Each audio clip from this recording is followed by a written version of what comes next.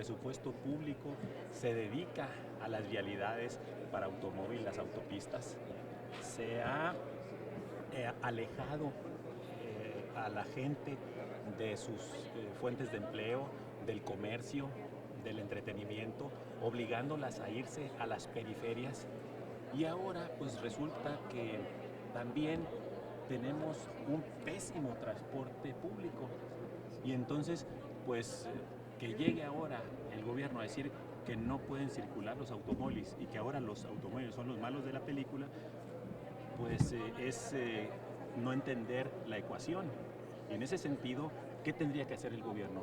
Primeramente, tendría que tener un transporte público de calidad, un transporte público para todo tipo de movilidad.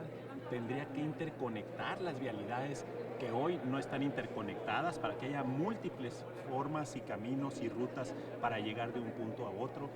Tendría que volver a cambiar la fórmula urbana y la legislación urbana y eliminar esas regulaciones estúpidas, voy a decir una palabra fuerte, que han impedido que cerca de la gente, donde vive la gente, estén los equipamientos para que pueda a través de bicicleta o caminando llegar a resolver muchas de las necesidades diarias.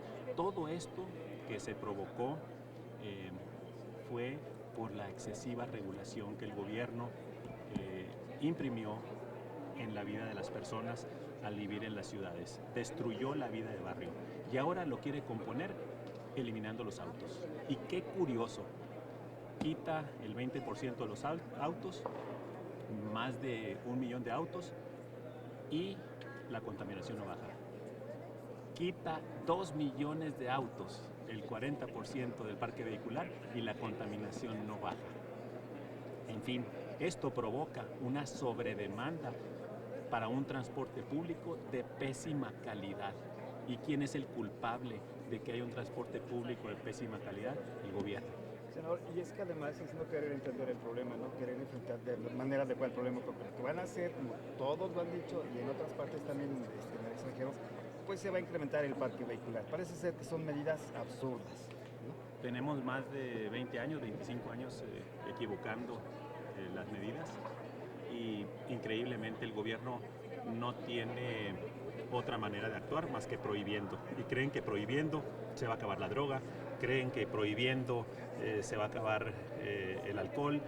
Yo creo que hay muchas otras formas de resolverlo desde las causas. Y el gobierno los gobiernos de la zona metropolitana se han negado por años a entender cuál es la problemática del funcionamiento de una ciudad. Cuando el transporte público sea de tal calidad que a los hoy automovilistas les convenga, en ese día la gente se va a mover en transporte público. Pero para que eso suceda, el gobierno tiene que sacar las manos del transporte público, porque con el uso político del transporte público le ha dado en la torre a esta maravillosa opción para los habitantes de esta metrópoli. Por último, ayer hubo una marcha, se bloquearon Reforma, insurgentes, hoy de plano hubo un plantón en Constituyentes y no le quieren entrar al tema, pero sí estrangulan más a la sociedad. La estrangulan más a la sociedad y la asustan. La asustan con el petate del muerto, como dicen en mi tierra, en Sonora, diciéndole que el gobierno la va a salvar del problema de contaminación, diciéndole que la va a salvar del nefasto Uber porque subió sus tarifas. Y la verdad es que el gobierno es el que ha sido el culpable de lo que está pasando. Y en el gobierno es donde está la solución, pero atendiendo las causas y no los efectos del problema. Eso de las marchas, pues todo ciudadano tiene derecho al libre tránsito por la ciudad. Y si hay quien lo entorpece, el gobierno tiene que actuar. Y las marchas se pueden dar, sí, en donde se tengan que dar y donde no estorben la libertad de otras personas de transitar. Hay muchos más ejemplos de cómo el gobierno no está actuando.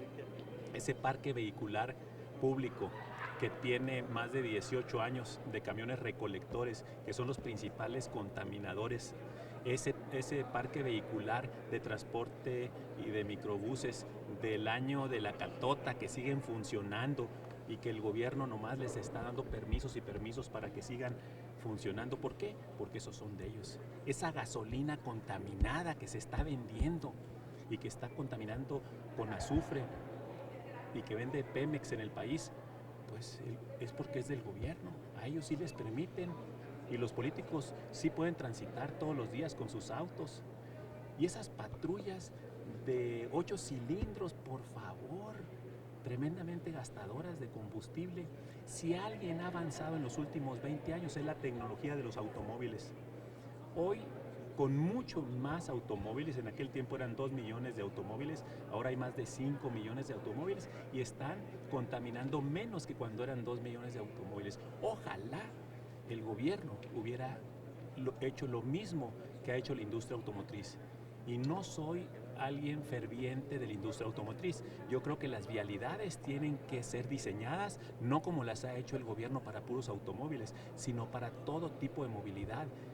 Pues aceras para peatones, vialidades que permitan el uso de motos. Quisiera decirles que la motocicleta, la pequeña motocicleta que vale menos de 15,000 pesos, financiada, es el principal artículo de venta de las tiendas comerciales populares hoy, porque es un vehículo que es viable, pero no lo dejan subir a las vialidades que son para automóviles en la ciudad.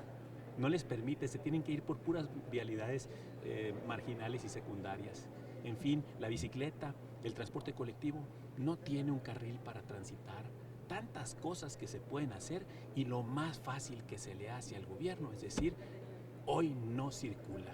Es algo autoritario e ineficaz. Gracias, Sandra. Muchas gracias. Yo creo que vamos a seguir platicando con usted.